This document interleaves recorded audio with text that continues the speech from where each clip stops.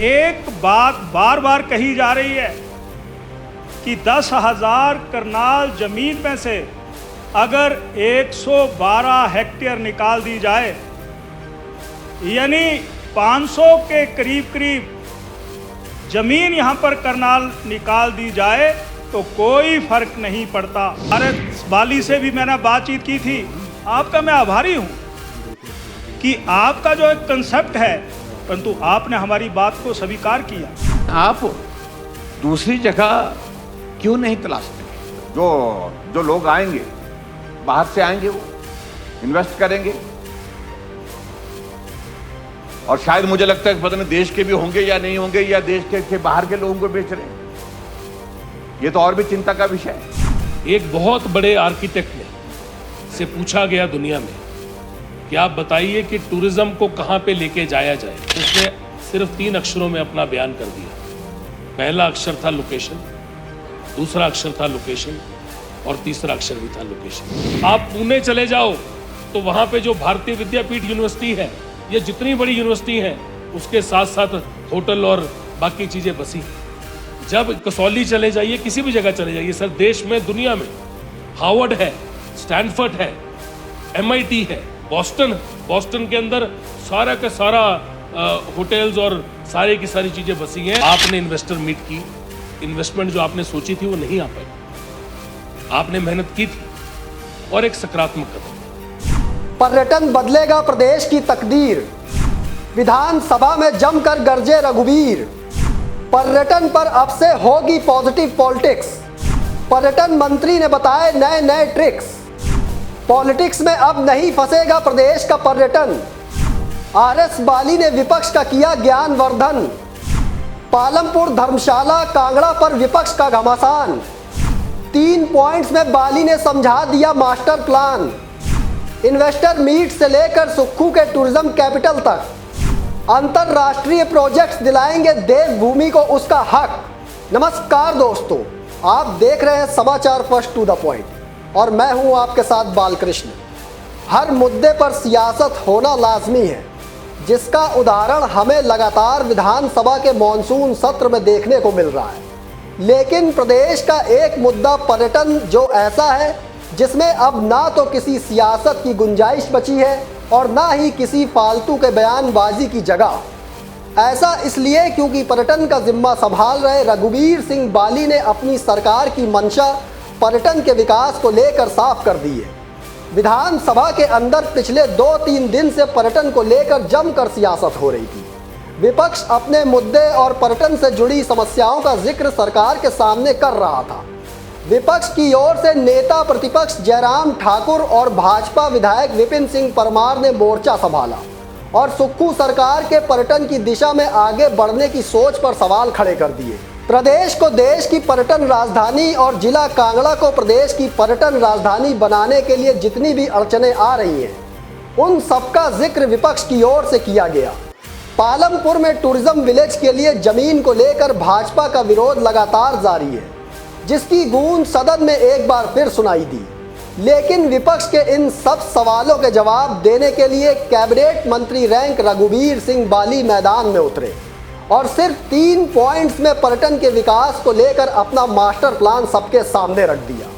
एक बहुत बड़े आर्किटेक्ट ने से पूछा गया दुनिया में कि आप बताइए कि टूरिज्म को कहाँ पे लेके जाया जाए, होटल को या डेस्टिनेशन को कहाँ बनाया जाए। और वो दुनिया का प्रसिद्ध आर्किटेक्ट था, तो उसने सिर्फ 3 अक्षरों में अपना बयान कर दिया। पहला अक्षर था लोकेशन, दूसरा अक्षर था लोकेशन, और तीसरा अक्षर भी था लोकेशन। एक लोकेशन टूरिज्म के लिए चाहिए होती है, जिसके बारे में आपने भी जिक्र किया। सदन के अंदर भाजपा विधायक विपिन सिंह परमार ने कृषि विश्वविद्यालय पालमपुर की 112 हेक्टेयर जमीन टूरिज्म विलेज को देने का मुद्दा उठाया था, जिसका जवाब रघुवीर सिंह बाली ने 3 पॉइंट्स में दे दिया। इस चर्चा में हिस्सा लेने के लिए नेता प्रतिपक्ष जयराम ठाकुर, CPS आशीष बुटेल सहित आरएस बाली शामिल हुए थे।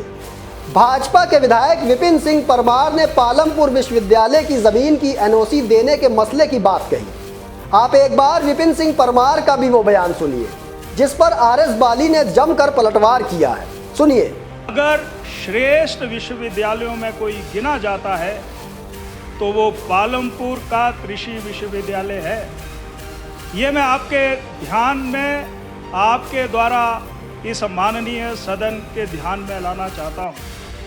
परंतु एक बात मैं और कहना चाहता हूँ, यहाँ पर एक बात बार बार कही जा रही है कि 10,000 करनाल जमीन में से अगर 112 हेक्टेयर निकाल दी जाए, यानी 500 के करीब करीब जमीन यहाँ पर करनाल निकाल दी जाए तो कोई फर्क नहीं पड़ता।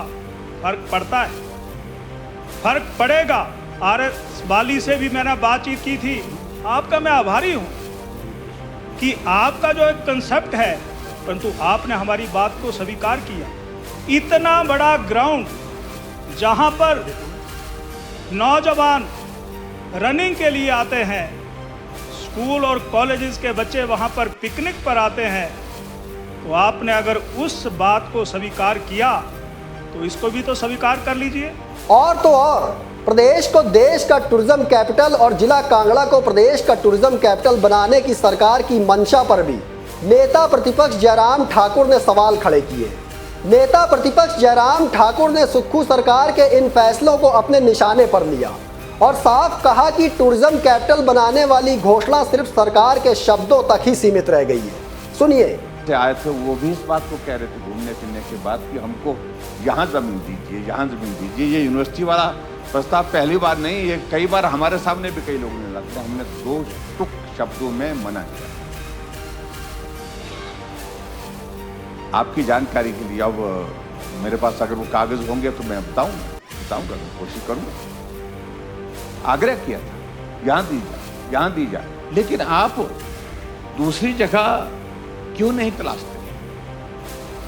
जमीन आपके पास उपलब्ध है वहां पर, लेकिन यूनिवर्सिटी की ही जमीन क्यों? और दूसरी बात अध्यक्ष महोदय, सबसे इंपॉर्टेंट चीज ये है कि दोनों चीजें, टूरिज्म विलेज और यूनिवर्सिटी, बिल्कुल ये एक दूसरे के साथ कहीं भी कनेक्ट नहीं होते। ऐसे में एक बार फिर बारी थी रघुवीर सिंह बाली के जवाब देने की, जिन्होंने एक बार फिर अपनी सकारात्मक सोच और अपने बयानों से विपक्ष को पॉजिटिव जवाब देने की कोशिश की। आरएस बाली ने एक बार फिर विपक्ष को यह समझा दिया कि कोई भी बड़ा प्रोजेक्ट अगर हिमाचल प्रदेश की सरजमी पर लाना है और उसे आगे बढ़ाना है तो हर किसी को सरकार के साथ चलना ही होगा और बड़ा सोचना ही होगा। रघुवीर सिंह बाली ने नेता प्रतिपक्ष के हमले पर पिछली सरकार के इन्वेस्टर मीट का जिक्र कर दिया, लेकिन इन्वेस्टर मीट का जिक्र करने की उनकी मंशा ये नहीं थी कि विपक्ष को सियासी तौर पर घेरा जा सके। भले ही पिछली भाजपा की जयराम सरकार में इन्वेस्टर मीट का प्रदेश को कोई फायदा ना पहुंचाओ, लेकिन रघुवीर सिंह बाली ने भाजपा के उस फैसले की भी सराहना की है और पिछली जयराम सरकार की इन्वेस्टर मीट की कोशिशों की तारीफ भी की है। बाली ने साफ कर दिया कि कोशिश तो हर सरकार करती है, बस फर्क इतना है कि वो कोशिश किस लेवल की होती है और उस कोशिश को अंजाम देने के लिए आपके पास कौन सा ठोस मास्टर प्लान है। सुनिए। सबसे पहली बात ये कि कोई लोकेशन जब डिस्टाइन हुई और एक लोकेशन को सिलेक्ट किया गया, सबसे पहली चीज मुख्यमंत्री महोदय ने जब यूनिवर्सिटी की मीटिंग बुलाई, उसमें मैं भी था सर, उसमें पूछा कि क्या यूनिवर्सिटी के काम में या उसके किसी ऑब्जेक्टिव में इसकी बाधा होती है। तो उसके साथ साथ आज भी मैं बात कर रहा था अधिकारियों से, उन्होंने बताया कि Indian council of agri research, Indian council of agriculture research में 50 हेक्टेयर लैंड की ज़रूरत है एक एग्रीकल्चर यूनिवर्सिटी बनाने की, और यहाँ पे 300 हेक्टेयर लैंड है। अगर आज भी एक एग्रीकल्चर यूनिवर्सिटी बनानी है सर तो 50 हेक्टेयर की ज़रूरत है। यहाँ पे 300 हेक्टेयर अभी पड़ी हुई, तो आज भी अगर यूनिवर्सिटी क्रिएट करनी हो तो 50 हेक्टेयर चाहिए।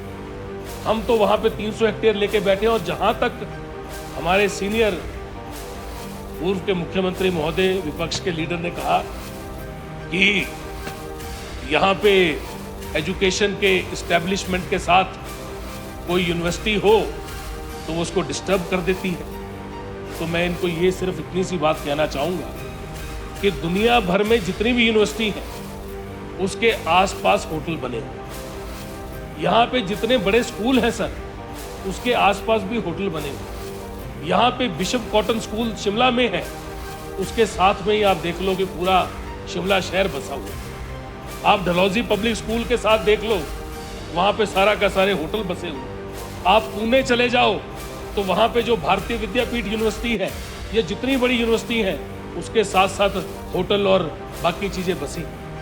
जब कसौली चले जाइए, किसी भी जगह चले जाइए सर, देश में दुनिया में हार्वर्ड है, स्टैनफोर्ड है, MIT है, बॉस्टन के अंदर सारा का सारा होटल्स और सारी की सारी चीज़ें बसी हैं। और आज हमारे विपक्ष के जो नेता हैं उनको मैं कहना चाहूँगा सर, आपने इन्वेस्टर मीट की, आपका एक सकारात्मक कदम था, आपकी एक अच्छी सोच थी। आप बहुत से इन्वेस्टर जो आपके पास आप उस टाइम आए, वो सब मेरे दोस्त थे, काफ़ी सारे मेरे से भी मिले, आपको भी उसके बारे में पता है। और सारे जो इन्वेस्टर थे सोच के आए थे। समय की बात है कि उस समय भी कम बचा था। कई बार आप आखिरी में कोविड आ गया सर, पर उसके बाद इन्वेस्टमेंट जो आपने सोची थी वो नहीं आ पाई। आपने मेहनत की थी और एक सकारात्मक कदम। छोटी मोटी चीजें रहती है, होती है। और यूनिवर्सिटी के अंदर आजकल जो होटल बनते हैं, बाहर आवाजें नहीं आती है। आजकल वहां पे अगर आप कोटा जाएं और सेंट्रल पार्क देखें कि क्या बना है, वो भी टूरिज्म का प्रोजेक्ट है। एकदम उसका नक्शा चेंज हो गया, लेक बन गई, बोट्स चल रही हैं, उसके आगे पीछे अलग अलग चीजें हैं, म्यूजियम की तरह लोग आते हैं, वहाँ पे घूमते हैं सर। धर्मशाला में, पालमपुर में, कांगड़ा में आप लोगों को लेके आओगे, उनकी स्टे कैसे बढ़ाओगे, व्यवसाय कैसे बढ़ाओगे, एम्प्लॉयमेंट कैसे दोगे, रोजगार कैसे दोगे, ये इसी चीज़ों से होगा। ये ज़मीन जो है इसको और खूबसूरत बनाने की बात की जा रही है। जो पैसा एशियन डेवलपमेंट बैंक का आया है, उससे उसको और खूबसूरत बनाने की बात की जा रही है। उसको अभी आना है, बिल्कुल ठीक कह रहे हैं मुख्यमंत्री महोदय कि अभी जो लोन एग्रीमेंट है उसके बाद पैसा भी आना है। पीछे हमारे एक कुलीग हैं, पहले हमारी पार्टी में थे, अब उस तरफ बैठते हैं। उन्होंने बहुत सी प्रेस कॉन्फ्रेंसें की और कहते रहे पैसा आ गया है, वहाँ पे जाके अब तो जाके वहाँ पे नीलामी कर रहे हैं। उनको वो तक नहीं पता था कि ये तो एक ADB की गाइडलाइंस है। ADB की गाइडलाइंस पे चंडीगढ़ में जाके आपको वहाँ पे इन्वेस्टर से पूछना पड़ता है कि हम कैसे इसको और खूबसूरत बनाएं। उन गाइडलाइंस के तहत वहाँ पे ADB के साथ आपको करना पड़ता है, जिसमें आपको सबको बुला के अलग अलग लोगों से आपको सुझाव लेने होते हैं। कांगड़ा को टूरिज्म कैपिटल बनाने के मुद्दे पर पालमपुर से कांग्रेस विधायक एवं CPS आशीष बुटेल ने भी अपनी सोच को विधानसभा के अंदर रखा है। आशीष बुटेल ने पर्यटन की दृष्टि से सुक्खू सरकार के मास्टर प्लान को मिलकर आगे बढ़ाने की अपील भी की है। CPS आशीष बुटेल ने क्या कुछ कहा है, एक बार आप उनको भी सुनिए।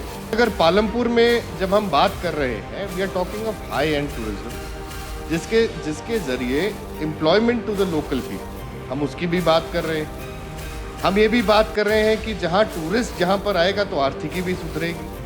और न केवल पालमपुर की, इसके आसपास की, और परमार जी का जैसे साथ में लगता क्षेत्र है, तो आपके क्षेत्र की भी आर्थिकी इसी टूरिज्म प्रोजेक्ट से सुधर सकती है। महोदय, मैं ये आपके ध्यान में ये ज़रूर लाना चाहूँगा कि जहाँ पर भी पूरे देश भर में आज टूरिज्म सेक्टर को बढ़ावा देने के लिए हर एक असेंबली कॉन्स्टिट्यूएंसी मांग रख रही है। पालमपुर में भी मैं धन्यवाद करूंगा माननीय मुख्यमंत्री जी का, ADB के जरिए हमारे प्रोजेक्ट वहां पर आ रहे हैं। इसके अलावा हमारे जो सौरभ वन विहार में आपने कल ही एक प्रश्न का उत्तर देते हुए उन्होंने बताया कि वहां पर टॉय ट्रेन का भी हमारा वो हो रहा है। ये सब चीज़ें जो हैं ये टूरिज्म सेक्टर को बढ़ोतरी देने के लिए। हिमाचल प्रदेश के इतिहास में कई सरकारें आई और कई सरकारें गई। उन सरकारों में भाजपा की सरकारें भी थी और कांग्रेस की सरकारें भी थी, लेकिन आज तक कभी किसी भी सरकार ने हिमाचल प्रदेश के पर्यटन को देश और दुनिया के मानचित्र पर विकसित करने की ना योजना बनाई और ना ही उसके लिए अलग से किसी बजट का प्रावधान किया। ऐसे में सुक्खू सरकार की इच्छा शक्ति और दृढ़ संकल्प ने देश भर में प्रदेश को और प्रदेश में जिला कांगड़ा को पर्यटन की राजधानी बनाने का कदम आगे बढ़ा दिया है। इसके लिए फिर चाहे टूरिज्म विलेज की बात हो, गोल्फ कोर्स बनाने का प्लान हो, अंतर्राष्ट्रीय स्तर का चिड़ियाघर बनाने की योजना हो, या नगरोटा बगवा में सबसे बड़ा वेडिंग डेस्टिनेशन बनाने का फैसला हो, या फिर एडीबी के प्रोजेक्ट्स ही क्यों ना हो, ये सभी बड़े प्रोजेक्ट्स देश भर के बड़े टूरिज्म प्रदेशों के कायाकल्प को देखते हुए हिमाचल प्रदेश में लाए गए हैं, जिसका जिक्र बार बार HPTDC के चेयरमैन रघुबीर सिंह बाली कर रहे हैं। ये बात तो सच है कि किसी भी बड़े काम और नई व्यवस्था को लागू करने में समय और कड़ी मेहनत ज़रूर लगती है और कई सियासी अड़चनें भी आती हैं, लेकिन मुख्यमंत्री सुक्खू के सिपा सालार रघुबीर सिंह बाली इन सभी चुनौतियों का डटकर सामना भी कर रहे हैं और लगातार अपने मास्टर प्लान से पर्यटन के क्षेत्र में प्रदेश की तकदीर बदलती देखने की कोशिश कर रहे हैं। दोस्तों, हिमाचल प्रदेश को टूरिज्म क्षेत्र में विकसित करने को लेकर आपकी क्या राय है, हमें ज़रूर बताइएगा। साथ ही कमेंट बॉक्स में हमें ये भी बताइएगा कि सुक्खू सरकार और पर्यटन का जिम्मा संभाल रहे RS बाली की सोच क्या प्रदेश को देश की पर्यटन राजधानी और जिला कांगड़ा को प्रदेश की पर्यटन राजधानी बनाने में सफल हो पाएंगे। फिलहाल मुझे दीजिए इजाज़त, फिर मिलेंगे एक और स्पेशल रिपोर्ट लेकर। तब तक के लिए धन्यवाद।